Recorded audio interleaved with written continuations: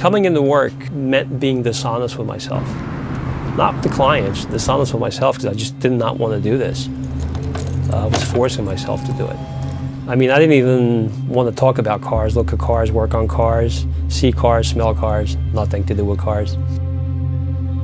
For 15 years, Rox operated as a standard Porsche service shop. One of the things I hated the most was the stereotypical monetary exchange that exists in running a service shop. What's the best you can do? It's, I need my car yesterday. That resentment grew over time, where I felt I was completely misdirected, that I ended up somewhere I shouldn't be. And eventually I knew that dishonesty within myself just wasn't sustainable. That moment of truth where I knew just enough was enough and I just couldn't do it anymore. And that was the switch. That was the catalyst. I began to create.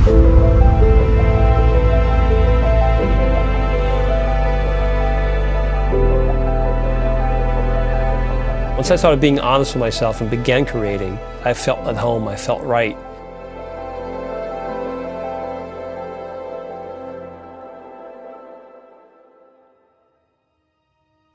I also realized that the very things that I had grown to despise, I began loving again in a different light.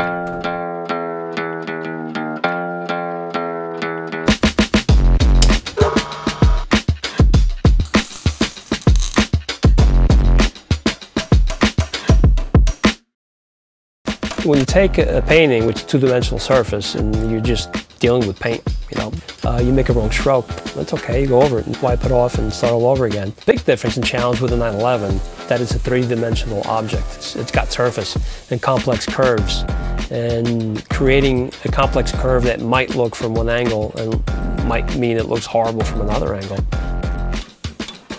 I want to be able to take my eyes around a 911. It's got to flow from one element to the next element. They're all different. There is no cookie-cutter formula. If I were to create the same car over and over again, I'd be right back to square one.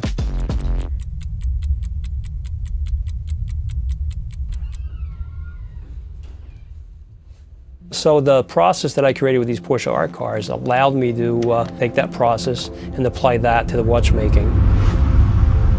They're functional pieces of art, really, much in the way the 911 is.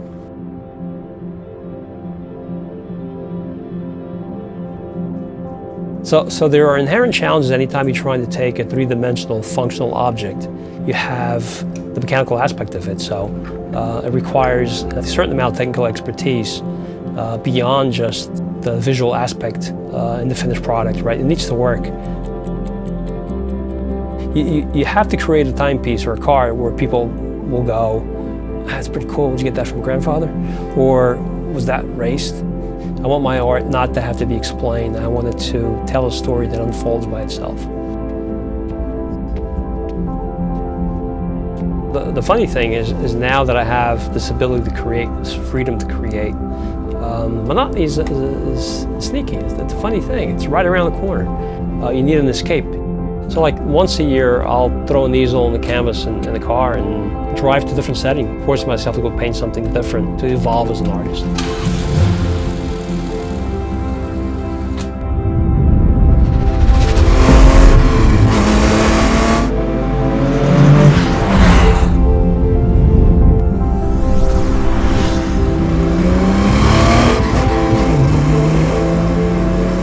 It's not about just going from point A to point B. Driving allows me to be with myself and my own thoughts. It's a vessel for more creation.